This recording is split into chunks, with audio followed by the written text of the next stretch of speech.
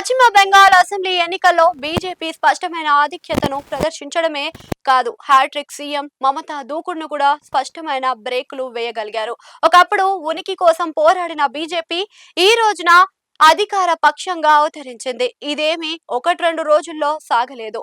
ఇందుకోసం ఏళ్లకు ఏళ్లు ప్రయత్నించాల్సి వచ్చింది. బీజేపీ ఒక రాష్ట్రాన్ని టార్గెట్ చేసి అక్కడ అధికారాన్ని సొంతం చేసుకోవాలన్న పట్టుదలతో ప్రయత్నించినప్పటికీ ఫలితం అందుకోలేని రాష్ట్రాల జాబితాలో పశ్చిమ బెంగాల్ ఉండేది. ఇప్పుడు ఆ కొరత కూడా తీరింది. దశాబ్దాల పార్యాంతం బెంగాల్ కోట మీద కాషాయ జెండా ఎగరాలన్న కమలనాథుల సంకల్పం తీరింది. ఇదిలా ఉంటే అసెంబ్లీ ఎన్నికల ఫలితాలు వెల్లడైన నాటి నుంచి కొన్ని వీడియోలు పెద్ద ఎత్తున వైరల్ కావటమే కాదు, బెంగాల్లో నిజంగానే ఇలాంటి పరిస్థితులు ఉన్నాయా అన్న సందేహాన్ని కూడా గురి చేసేలాగా మారాయి.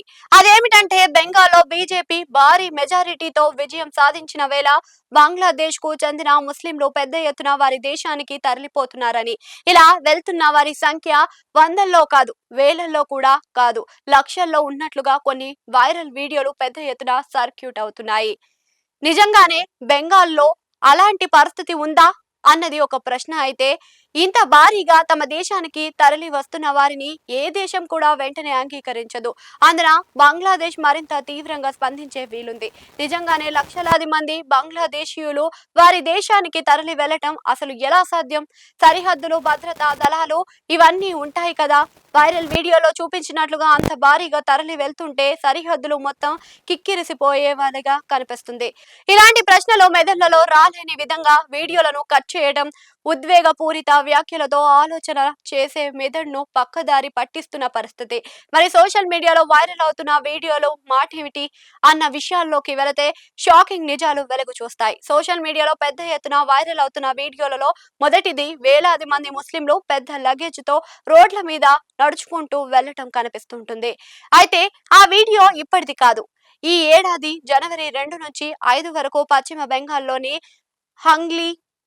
హంగ్లీ జిల్లా పుయినన్ లో జరిగిన బిష్వా ఇజేతమా పేరిట జరిగిన భారీ ముస్లింల మత సభకు వెళ్తున్న వారికి సంబంధించింది. దీన్ని ఇప్పుడు బంగ్లాదేశ్ కు తిరిగి వెళ్తున్నట్లుగా తప్పుడు వ్యాఖ్యలతో వైరల్ చేస్తున్నారు. మరో అంశం ఏమిటి అంటే, ఈ ఒరిజినల్ వీడియోను సోషల్ మీడియాలో జనవరి 5న స్థానిక కంటెంట్ క్రియేటర్ దీప్ ఘోష్ తన సోషల్ మీడియా ఖాతాలో పోస్ట్ చేశారు. దీన్ని పోస్ట్ చేసింది కూడా జనవరి 5న. అప్పటికే ఇంకా ఎన్నికల షెడ్యూల్ కూడా విడుదల కాలేదు. అప్పటికి వీడియోను తప్పుడు వ్యాఖ్యలతో తప్పుగా వైరల్ చేస్తున్నారు చాలా మంది. దీన్ని నిజమైన వీడియోగా నమ్ముతున్న దుస్థితి అయితే కనిపిస్తుంది. వైరల్ అవుతున్న మరో వీడియో విషయానికి వస్తే అందులో పెద్ద పడవ ఎక్కుతున్నట్లుగా ఉంటుంది. అది కూడా నిజమైన వీడియో కాదు. నిజానికి ఈ వీడియో పశ్చిమ బెంగాల్ది కాదు. బంగ్లాదేశ్ లోని మోంగ్లా ప్రాంతానికి చెందిన 2025లో నవంబర్ బంగ్లాదేశ్ లో జరిగిన చార్మోనై మహాఫిల్ అనే ప్రోగ్రామ్ కు హాజరై తిరిగి వెళ్తున్న వారికి సంబంధించినవి.